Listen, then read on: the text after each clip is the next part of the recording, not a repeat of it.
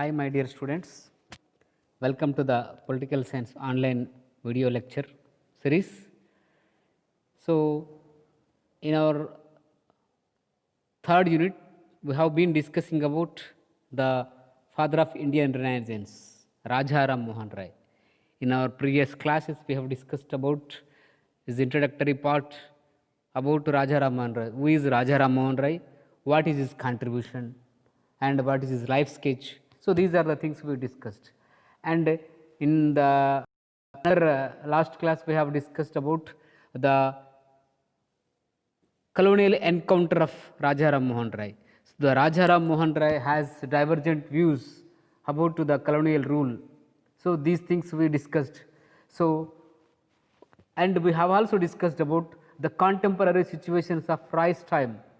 It means 19th century, how the situations are there, what are the situations are prevailed in the society, particularly in Hindu society, in Indian society. So, these are the things we have seen in our last classes, and we have also discussed in detail about the divergent views of Rajaram Mohan Rai.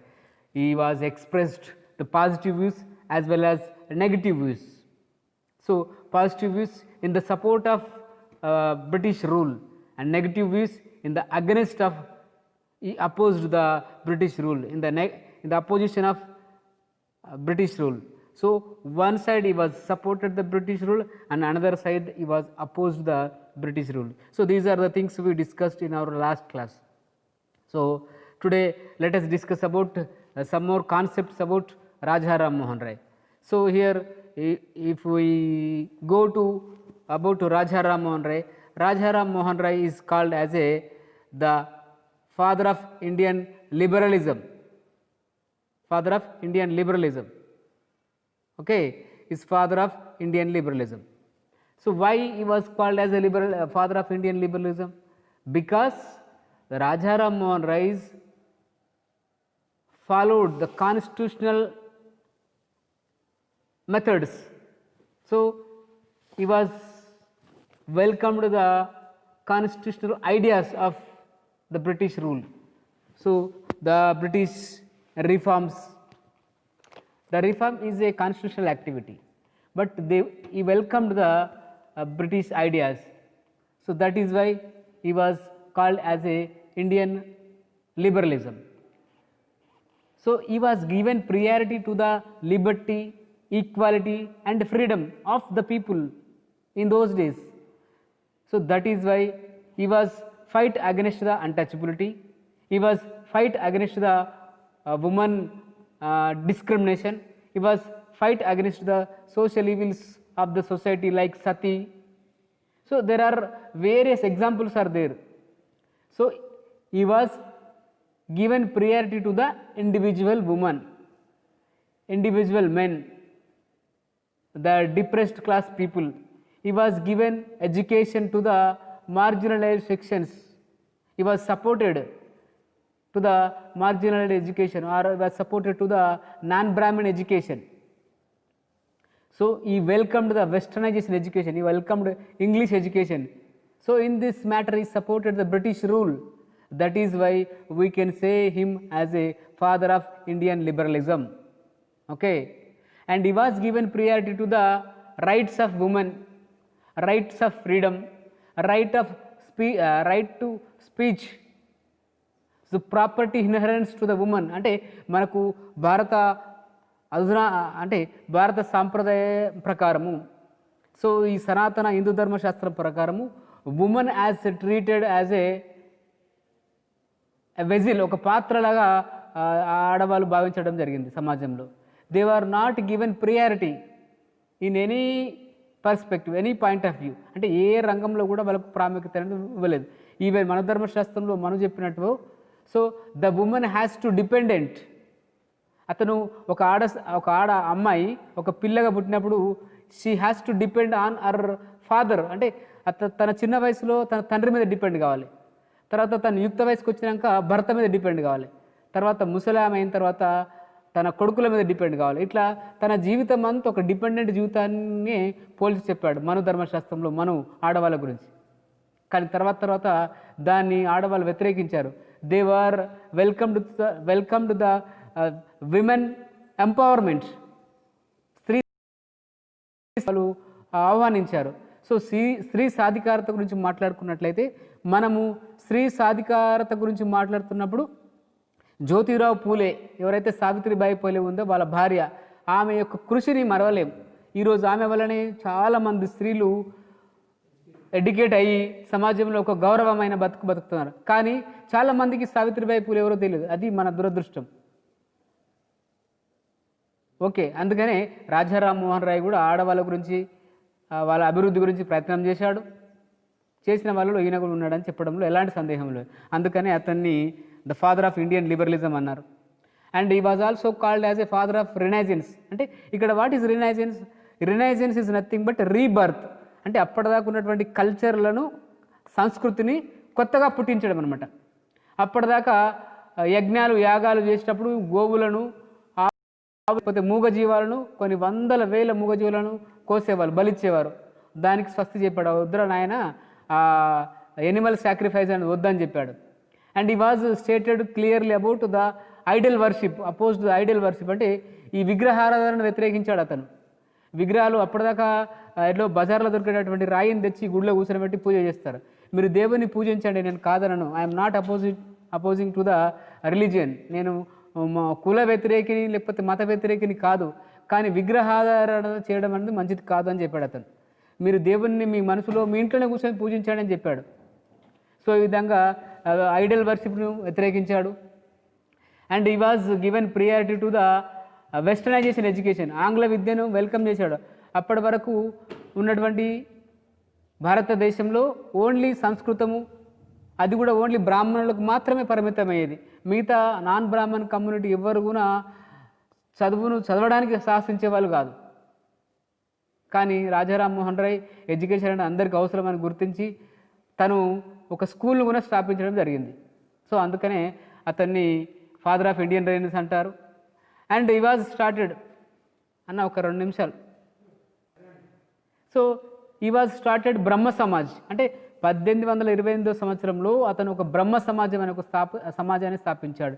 The Brahmo Samaj is a first social or religious organization which is formed by the Raja Rammohan Roy in 1828. అంటే తన జీవిత అంతిమ దశలో, అంటే అతను 1833లో చచ్చిపోయాడు. అంటే చనిపోవడానికి 5 సంవత్సరాల ముందు ఈ బ్రహ్మ సమాజాన్ని స్థాపించాడు. సో ఆ బ్రహ్మ సమాజంలో తను ఏం చెప్పాడు? అనేక అంశాలు చెప్పాడు. సో ఆ బ్రహ్మ సమాజం ద్వారా ఈ was expressed is ideas, is philosophy to the people. So ఈ బ్రహ్మ సమాజం అనేది యాక్చువల్గా 1815లోనే ఆత్మీయ సభగా ఏర్పడింది. ఈ ఆత్మీయ సభ కాస్త బ్రహ్మ సమాజంగా 1828లో మార్పు చెందడం జరిగింది. కాబట్టి మనకు కాంపిటేటివ్ ఎగ్జామ్లో there is a possibility to ask the question in different manner. So Brahmo సమాజానికి ఉన్నటువంటి పూర్వపు నేమ్ ఏది అని అడగచ్చు. అప్పుడు ఆత్మీయ సభ అని చెప్పాలి మీరు. అట్లా Brahmo Samaj was established by the Raja Rammohan Roy. It is the first religious organization to bring religious reforms, to bring cultural reforms. So the Brahma Samaj was opposed or forbidden the idol worship. అంటే విగ్రహారాధనను ఈ యొక్క బ్రహ్మ సమాజం అనేది వ్యతిరేకించింది. అండ్ ఈ discarded the meaningless and rights and rituals of Hinduism. అంటే పనికి మాలినటువంటి ఈ హిందూ సాంప్రదాయంలో ఉన్నటువంటి కొన్ని చెడ్డ సాంప్రదాయాలను మనం వదిలించుకోవాలని చెప్పడం జరిగింది ఆయన. ఈ హిందూ సాంప్రదాయంలో ఉన్నటువంటి కొన్ని చెడ్డ సాంప్రదాయాలు అంటే లైక్ సతీ, లేకపోతే ఆడవాళ్ళను తక్కువగా చూడడం, లేకపోతే ఎడ్యుకేషన్ అనేది కొన్ని కులాలకు పరిమితం అని చెప్పడం, ఇలాంటి ఒక సనాతనమైనటువంటి వ్యవస్థను వ్యతిరేకించాడు. ఈ సమాజంలో ఉన్నటువంటి వర్ణ వ్యవస్థను వ్యతిరేకించాడు. ఈ వర్ణ వ్యవస్థ ఎక్కడి నుంచి వచ్చిందంటే హిందూ సంప్రదాయంలో నుంచి పుట్టిందే కాబట్టి దాన్ని వ్యతిరేకించాడు. And he was opposed the social evils of that particular time. అంటే ఆ పర్టికులర్ టైంలో అంటే 18th and 19th సెంచరీలో ఉన్నటువంటి సామాజిక రుగ్మతలు ఏవైతే ఉన్నాయో సమాజంలో వాటిని తీవ్రంగా వ్యతిరేకించాడు. Like child marriages. తర్వాత he was opposed the child marriage and he was welcomed or supported the widow remarriages. అంటే విధవ ఎవరైతే ఒక భర్త చనిపోయిన స్త్రీ ఉంటుందో ఆడామె తను మళ్ళీ పెళ్లి చేసుకోవడానికి హక్కు ఉంది. అయితే మగ మాత్రం ఎన్నిసార్లు పెళ్లి చేసుకుంటున్నాడు, కానీ ఆడవాళ్ళకు మాత్రం ఆ హక్కు లేదని సనాతన ధర్మశాస్త్రం చెప్పింది, హిందూ ధర్మశాస్త్రం. దాన్ని వ్యతిరేకించాడు. అంటే మగవాళ్ళేమో 10 పెళ్ళిళ్ళు చేసుకోవచ్చు, మన ఆడవాళ్ళకి ఎందుకు, తనగున భర్త చనిపోతే పెళ్లి చేసుకోవచ్చు అని చెప్పేసి చెప్పడం జరిగింది. సో ఈ మోనోగ్యామిని వ్యతిరేకించాడు, అంటే బహుభార్యత్వాన్ని వ్యతిరేకించాడు. ఒక మనిషి ఒకటే భార్య ఉండాలి, 10 మంది భార్యలు ఎందుకు అని చెప్పాడు ఈ బ్రహ్మ సమాజం ద్వారా. And Brahma Samaj attracted all the people irrespective of religions. ఇక్కడ ఈ బ్రహ్మ సమాజం అనేది హిందువులను, ముస్లింలను, క్రిస్టియన్లను అందరి దృష్టిని ఆకర్షించగలిగింది.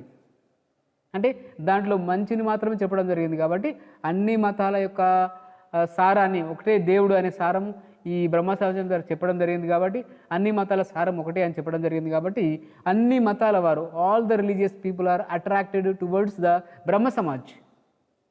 And with the Brahmo Samaj the Rajaram Mohan Roy is given priority to the women education.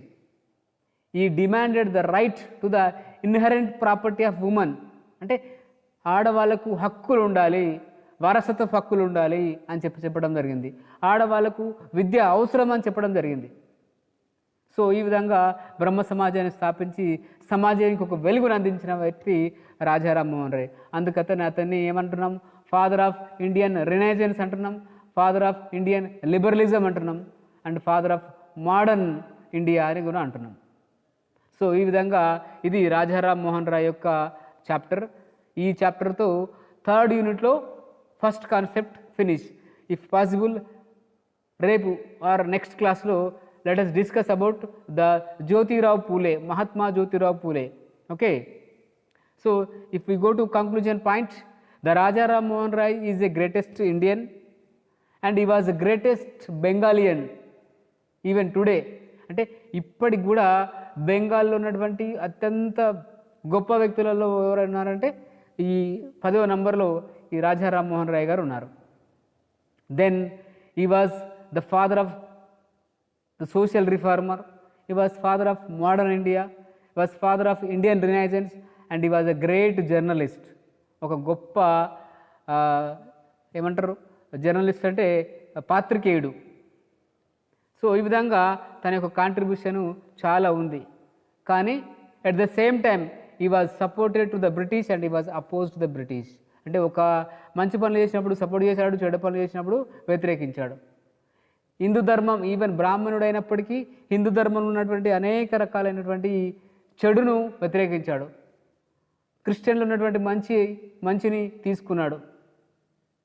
అట్లా అని చెప్పి హిందూయిజాన్ని నెత్తి మీద పెట్టుకొని క్రిస్టియానిటీని పక్కన పడలేదు, లేదా క్రిస్టియానిటీని నెత్తి మీద పెట్టుకొని ఇంకో ఇస్లాం మతాన్ని పక్కన పడలేదు. అన్ని మతాలు ఉన్నటువంటి సారాన్ని, మంచిని తీసుకొని బ్రహ్మ సమాజం ద్వారా ప్రజలకు తెలియజేయడం జరిగింది. So this is about the Brahmo Samaj of Rajaram Mohan Roy. So వీలైతే నేను ఇది పీపీటీ పెడతాను మీకు. అందరూ చాలా జాగ్రత్తగా నోట్స్ రాసుకోండి. ఎందుకంటే నోట్స్ ఈ ప్రిపేర్ చేయడం ఎంత కష్టమైన పనో నాకు తెలుసు. నేను ఎన్ని పుస్తకాలు ఇంటర్నెట్లో చూసి ఎక్కడెక్కడ చేసి మీకు అనుకూలమయంగా మీకు అర్థమయ్యే రీతిగా నోట్స్ ప్రిపేర్ చేశాను. ఆ ఎఫర్ట్ను మీరు ఈజీగా తీసుకోరని ఆశిస్తున్నాను. Okay, bye, take care.